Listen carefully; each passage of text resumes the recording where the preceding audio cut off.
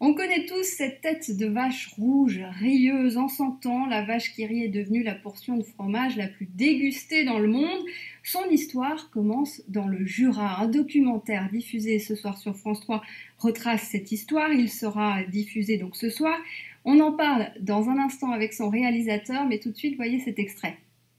Il était une fois un petit affineur de fromage d'un village du Jura, Léon Belle. Léon a une idée géniale. Une vache qui rit, rouge, avec des boucles d'oreilles. Une vache coquette qui se prend pour une star et qui se marre. Elle est avant tout moqueuse.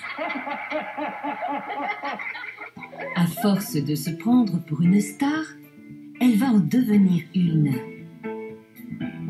Cette star va faire vendre une autre idée géniale. On fait chauffer tout doucement. Une idée complètement Ça prend fondue. une belle pâte onctueuse. Le fromage fondu. Et quand ça arrive chez nous, c'est tout frais, bien crémeux. Vous aussi, goûtez la vache qui rit. Elle est meilleure que jamais. Il a cette vision d'abord du produit, en se disant, ce produit, voilà, c'est le produit miracle, il va pouvoir se transformer, je peux le sortir d'un frigo. Et dans les années 20, un fromage qui se conserve, ça n'existait pas. Un fromage à part pour mettre dans le cartable des enfants, ça n'existait pas. Ils ont tout révolutionné. Tout.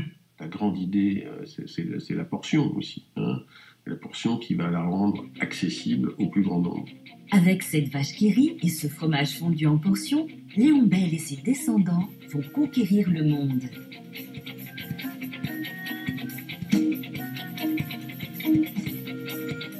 La célèbre vache est aujourd'hui présente dans 120 pays sur 5 continents. Bonjour Dominique Hatt. Bonjour. L'histoire d'une vache qui rit, c'est le titre de votre documentaire. Et cette histoire, elle est surtout connue à travers un dessin, ce dessin de cette vache rouge, rieuse, avec ses boucles d'oreilles. D'où vient ce dessin ? C'est la première idée géniale, c'est cette vache rouge improbable. Ça vient de la guerre 14, le fromager qui va Léon Belle. Léon Belle, qui va donc inventer cette vache qui rit, part à la guerre et sur les camions de ravitaillement des régiments de 14-18, les poilus avaient l'habitude de dessiner, de faire un dessin qui représentait la fonction du camion en question. Et donc pour le ravitaillement en viande, ils font appel à un dessinateur, Benjamin Rabier, Très connu, précurseur de la BD. absolument, et qui leur envoie un dessin, donc un dessin d'une vache hilare, censé représenter la viande qui était dans le camion. Et pour se moquer de la figure allemande de la Valkyrie, ils appellent cette figure la vache qui rit. Ce fromage fondu, bien connu, qui s'exporte dans le monde entier aujourd'hui, né dans le Jura.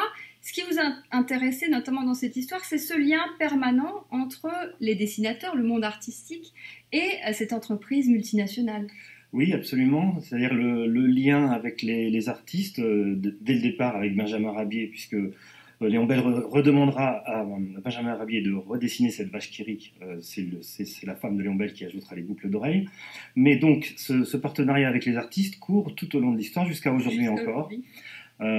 Puisque Buren, célèbre pour ses colonnes à Paris, a fabriqué il y a 2 ans, je crois, une boîte vache qui rit, enfin dessiné plutôt, une boîte vache qui rit.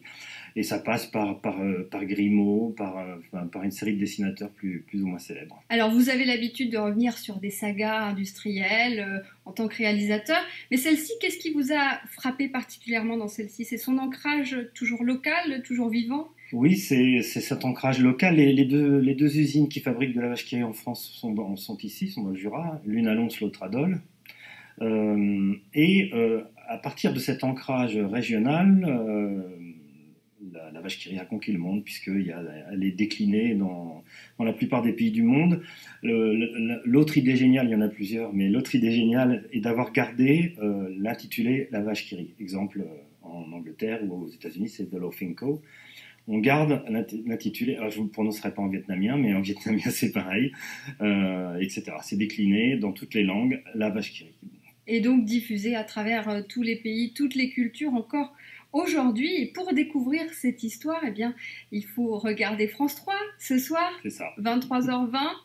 une histoire de l'histoire d'une vache qui rit. C'est votre documentaire diffusé ce soir, Dominique Hatt. Merci d'avoir été avec nous. Merci de m'avoir reçu.